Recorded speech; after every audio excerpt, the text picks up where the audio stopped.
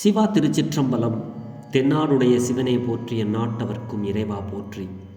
நமச்சிவாய வாழ்க, நாதன் தாள் வாழ்க. இமைப்பொழுதும் என் நெஞ்சில் நீங்காதான் தாள் வாழ்க. ஈர்த்து என்னை ஆட்கொண்ட எந்தை பெருமான் நம்பெருமான் சிவபெருமான் திருவடிகளை மனம் மொழி மெய்களாலே வணங்கி எம் பெருமக்கள் நாயன்மார்களுடைய திருவடி தாமரைகளை இதய கமலத்தில் வைத்து போற்றிக் கொண்டு எனது அருட்குருநாதர் திருமுறை கலாநிதி வே. சுந்தரமூர்த்தி தேசிகர் ஐயாவுடைய திருவடிகளை நீல நினைந்து திருமுறை செந்நெறிக்குள் என்னை ஆற்றுப்படுத்திய சிங்கப்பூர் திருஞான சம்பந்த பெருமான் சிவநெறி திருக்கூட்டத்தின் அடியார் பெருமக்களது திருவடிகளை தலைமேற்கொண்டு வணங்கி மற்றும் அடியார் பெருமக்களது திருவடிகளை வணங்கி கொண்டு பெரும்பற்ற புலியூரானை பேசாத நாள் எல்லாம் பிறவாத நாளே என்ற அருள் சிந்தனையில் இன்றைய தினம் நாம் சிந்திக்க இருப்பது அருள் தரும் சுந்தரமூர்த்தி சுவாமிகள் திருவடி போற்றி, அருள் தரும் திருஞான சம்பந்த பெருமான் திருவடி போற்றி. இந்த இரு நாயன்மார்களும் ஒரு அற்புதமான ராகத்தை நமக்கு அதிகாலையில் பாடக்கூடிய இந்த ராகத்தை எப்படி பாடியிருக்கிறார்கள் என்பதை பற்றி இன்றைக்கி நம்ம சிந்திக்க போகிறோம். இந்த சுந்தரமூர்த்தி சுவாமிகள்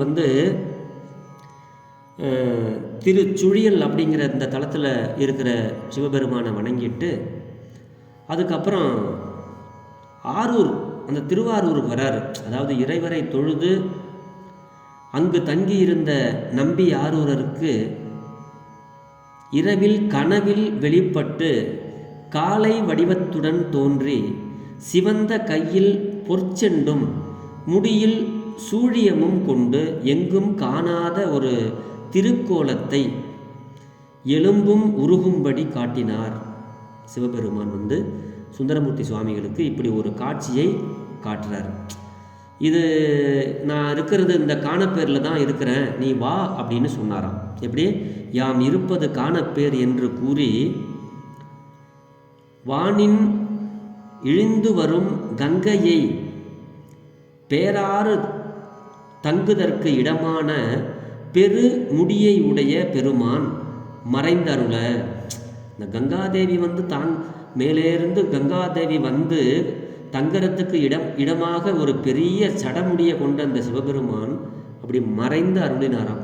ஞானத்தின் பேராட்சியை உடைய நம்பி ஆரூரர் விழித்து உணர்ந்து அதிசயம் கொண்டு பாம்புடன் பன்றியின் கொம்பையும் அணிந்த இறைவரின் திருவருள் என்னிடம் இருந்தவாறு தானே என்னே அப்படின்னு வியப்பவராய். சாமி தூங்கிட்டு இருக்காங்க. அப்போ யாம் இருப்பது காணப்பேர், நீ அங்கே என்னை பாரு அப்படின்னு சொல்கிறாங்க. அப்போ அங்கேருந்து வரார். கடனேற்று அறிவார், அதாவது சேரமான் பெருமானும் இவரும் சேர்ந்து அங்கே வராங்க. அப்படி வரும்பொழுது தான் அந்த பாடலை அங்கே எப்படி நான் இதை பாடுவேன் அப்படின்னு சொல்லிட்டு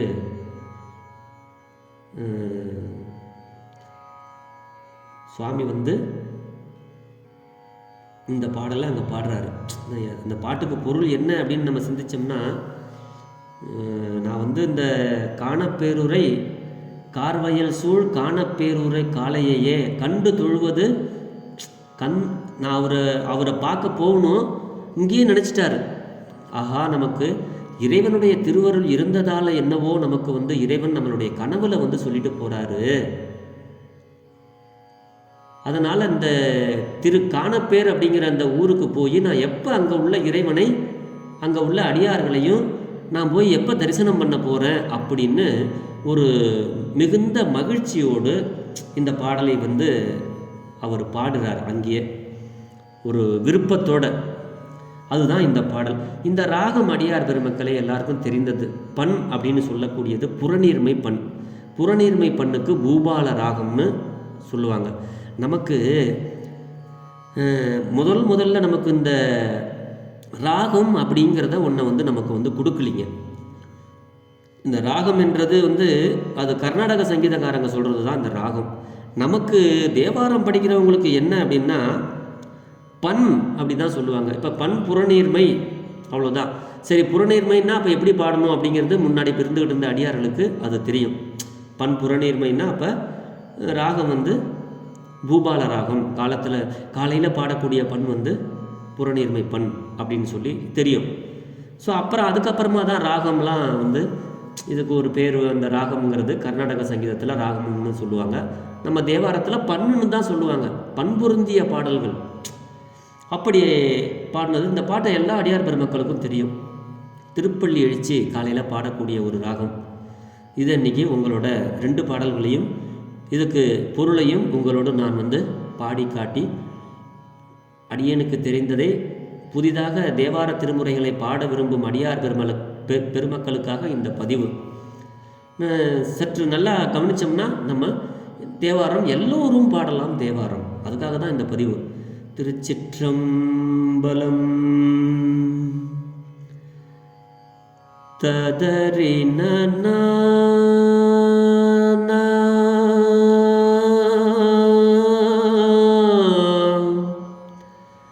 தானா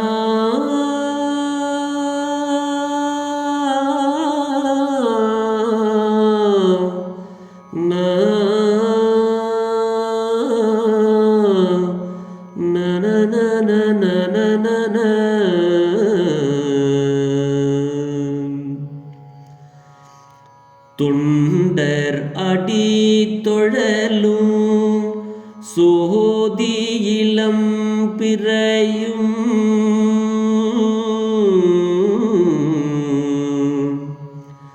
தொண்டர் அடி தொழலும் சோதி இளம் பிறையும் சூதனமின் முலையால் பாகமும் ஆகி வரும் புண்டரீக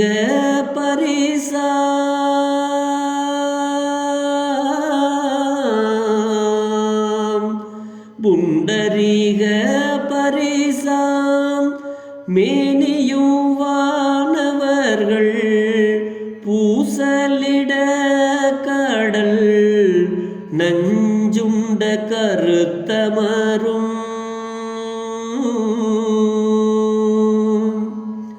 கொண்டல் என திகழும் கண்டமும் எந்தோலும் கோல நறுஞ்சடை மேல் வண்ணமும் கண் குளிர கண்டு தொழ பெறுவது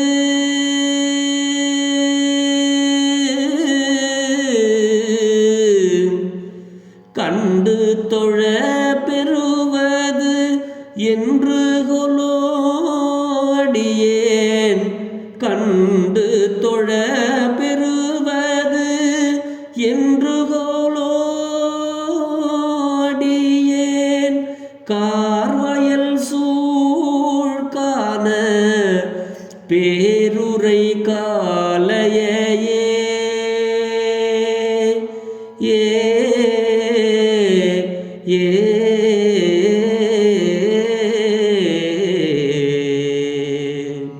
திருச்சிற்றம்பலம்.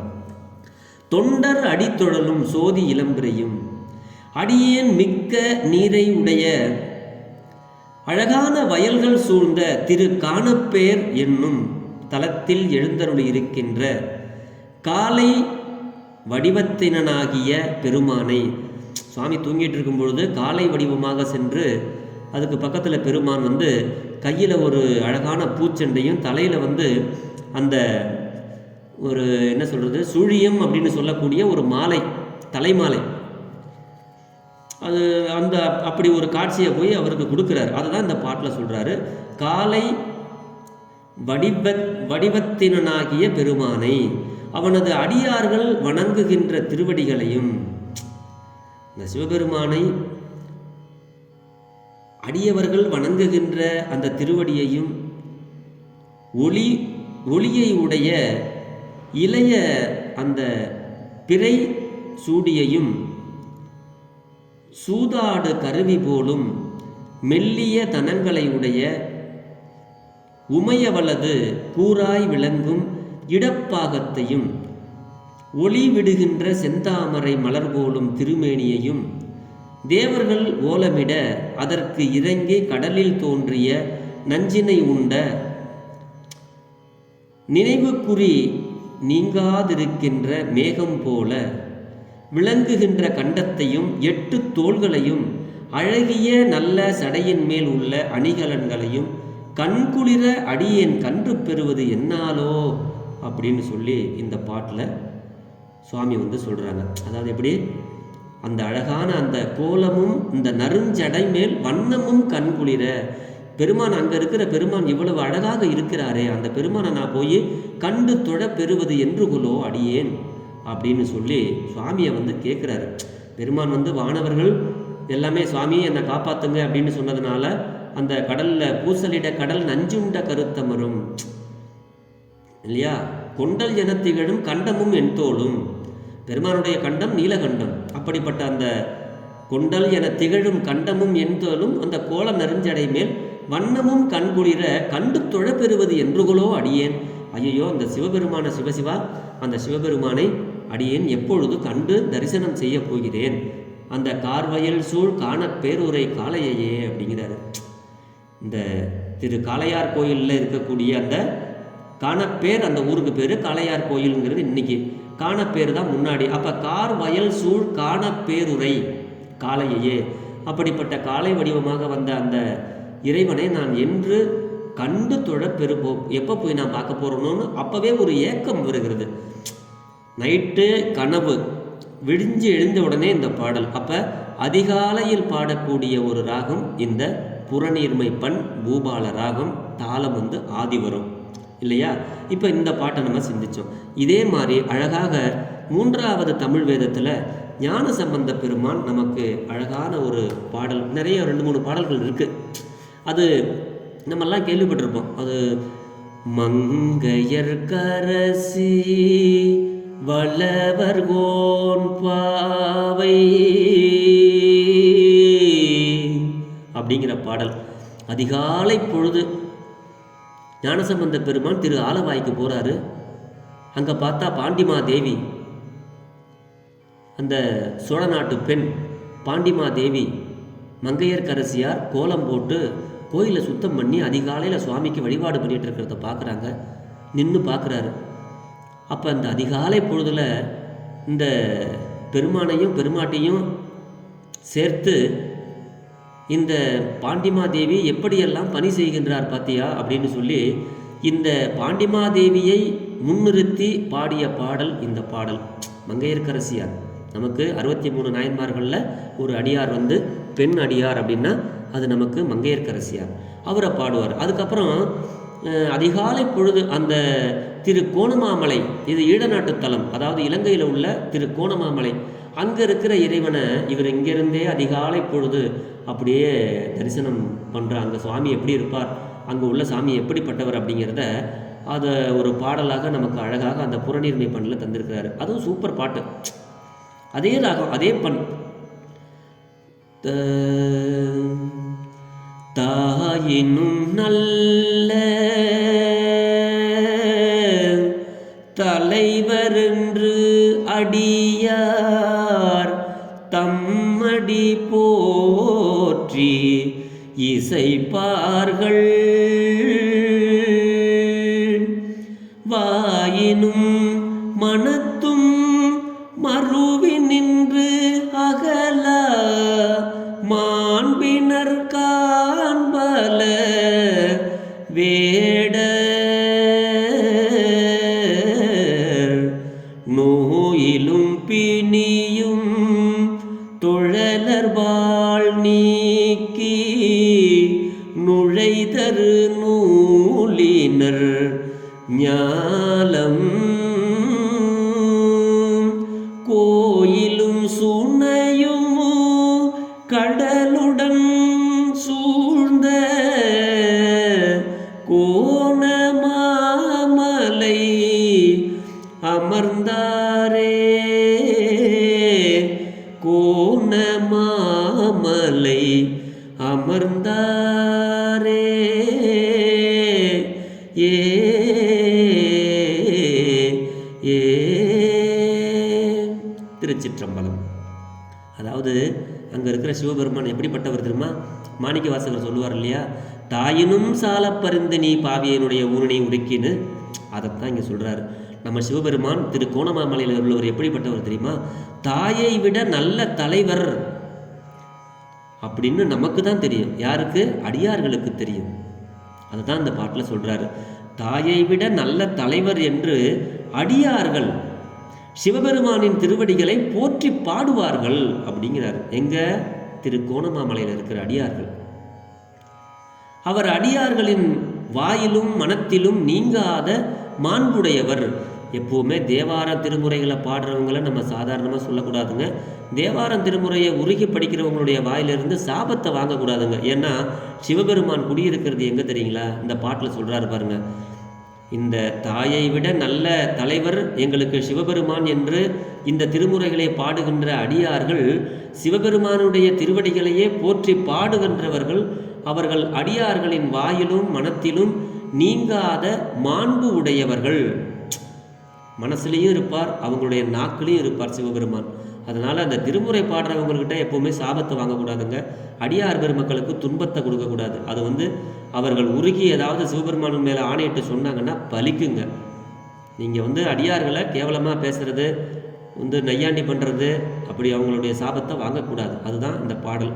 அப்படி சிவபெருமானுடைய திருவடிகளை போற்றி பாடுகிறவர்கள் அவர்களுடைய அடியார்களின் வாயிலும் மனத்திலும் நீங்காத மாண்புடையவர். பல கோலங்களை உடையவர் நம்மளுடைய சிவபெருமான். தம்மை வழிபடும் தொழிலை உடைய அடியவர்கள் பால் சிவபெருமான வழிபடுறவங்களுக்கு நோய் பிணி முதலிய அதெல்லாம் தாக்கா வண்ணம் காப்பவர் நம்மளுடைய சிவபெருமான்.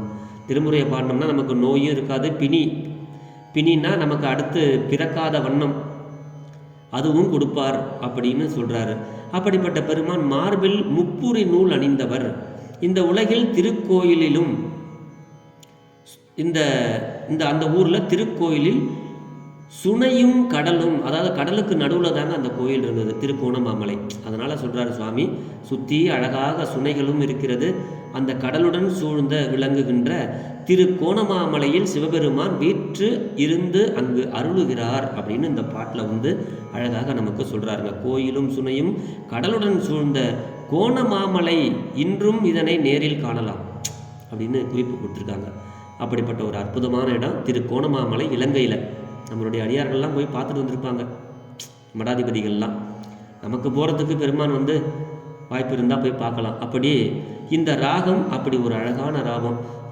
அந்த ராகத்தில் தான் நமக்கு இதே மாதிரி நமக்கு இன்னொரு பாடலும் இப்போ இந்த காலையில் நம்ம திருப்பள்ளி எழுச்சி பாடும்போது, போற்றி என் வாழ் முதல் ஆகிய பொருளே புலர்ந்தது பூங்கழற்கு இணை துணை மலர் கொண்டு. அழகான அந்த பூபாலம் புறநீர்மைப்பண். அப்புறம் சுவாமி இன்னொரு இடத்துல சுந்தரமூர்த்தி சுவாமிகள் அந்தியும் நண்பகலும் அஞ்சு பதம் சொல்லி முந்தி எழும் பழைய வல்வினை மூடமுன். அந்த பாடலும் இந்த பூபால ராகம்தான். வடி உடை மழு ஏந்தி மதகரி உரி போர்த்து அப்படிங்கிற அந்த பாடல். இப்படி நிறைய அற்புதமான பாடல்களை எல்லாம் நமக்கு இந்த புறநீர்மை பண் பூபால ராகத்தில் நம்மளுடைய அடியார்கள் நமக்கு தொகுத்து கொடுத்திருக்கிறார்கள். கோயிலுக்கு போகின்ற அடியார்கள் காலையில் திருப்பள்ளி எழுச்சி பாடுகின்ற பொழுது இது போன்ற அந்த ராகத்தில் உள்ள பாடல்களையும் பாடினால் நம்மளுடைய மனமும் அப்படியே அழகாக ஒரு மென்மையாகும், சாந்தமாக இருக்கும். அந்த ராகம் சாந்தமான ராகம். எவ்வளவு டென்ஷன் இருந்தாலும் இந்த ராகத்தை பாடினோம்னா குறைஞ்சிடும். ஏன்னா இது எடுப்பே அப்படி தான். காலையில் எந்திரிக்கும் போது நம்ம எப்படி எந்திரிப்போம்? அழகாக அந்த ஒரு இசை, ஒரு குருவி கத்துற சவுண்டு, அழகான அந்த ஒரு சூரியன் அப்படியே லேசாக மேலே வர்றது, இந்த குருவியெல்லாம் கிக்கின்னு கத்துறது இல்லையா? கூவின பூங்குயில் கூவின கோழி குருகுகள் இயம்பின சங்கம். இந்த பாட்டில் சொல்லுவார்ல திருப்பள்ளி எழுச்சியில், அந்த மாதிரி ஒரு அற்புதமான ராகம். அடியார் பெருமக்களே, காலையில் கோயிலுக்கு போயிட்டு திருப்பள்ளி எழுச்சி பாடும் பொழுது இது போன்ற பாடல்களையும் பாடி சிவபெருமானுடைய அருளை பெற்று நாளும் வளமோடு வாழ்வோம் என்று சொல்லி பெரும்பற்ற புலியூரானை பேசாத நாளெல்லாம் பிறவா நாளே என்ற அருள் சிந்தனையை நிறைவு செய்கிறேன். ஜெர்மனியிலிருந்து சிவபாலா. குறைவில்லாத உயிர்கள் வாழ்க, மேன்மைகள் சைவ நீதி விளங்குக உலகமெல்லாம், இன்பமே என்னாலும் துன்பமில்லை, ஆலவாய் சிவனடியே சிந்திக்கப் பெற்றேன் நானே, ஆழ்க தீயது எல்லாம் அரண்நாமமே சூழ்க, வையகமும் துயர் தீர்கவே. சிவா. திருச்சிற்றம்பலம்.